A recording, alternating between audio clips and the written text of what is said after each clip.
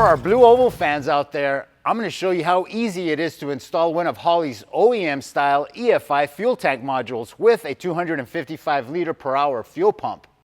These pumps are a direct fit for 1964 through 1970 Mustangs converting over to EFI.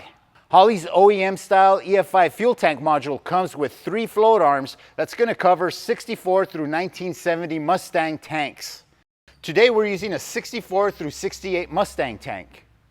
Our Holley EFI fuel tank module comes from the factory with a 64 through 68 float arm, so we won't have to remove our arm. Let's go ahead and get started. Everything you need to install comes with the kit, including the instructions. Make sure to read through those. Install the supplied hydromat onto the pump using the alignment dowel to locate it. Press firmly on the plastic portion of the filter assembly and fully seat it onto the pump assembly. You might need to wiggle it a little bit here. Loosen the 2 screws holding the fuel level sender to the pump assembly and remove it. Be careful not to tear the hydromat as you insert it into the tank. Applying some masking tape to the raw edges of the tank opening can help prevent damage to your hydromat. Begin by inserting the longer end of the hydromat into the tank first, then work the short end of the filter through the hole. It may be necessary to fold the corners of the hydromat to get it in completely through. Continue feeding the pump assembly into the tank while being careful with the float arm. With the 2 screws still visible, insert the float end of the sending unit into the fuel tank and work the sender unit into position. Once the sender is lined up, re-secure it with the mounting screws we loosened earlier and torque them to 23 inch-pounds. Now you can remove the tape.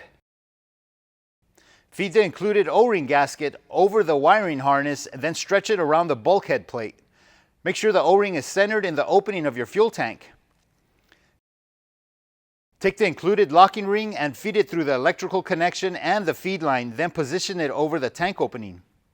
Making sure the O-ring gasket is still centered in position, install the included lock ring and rotate it clockwise, then use a screwdriver or drift to finish securing it.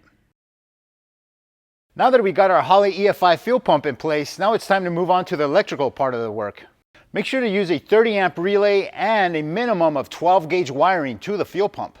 Before we begin any electrical work, make sure to disconnect both battery cables to your battery.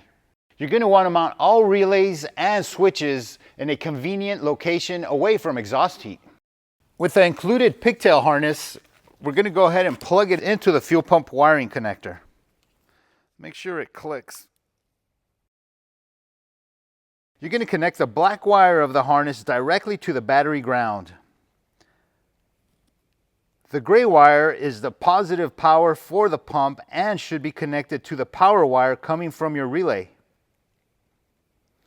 The purple wire can be spliced into the factory wire that feeds your vehicle fuel gauge.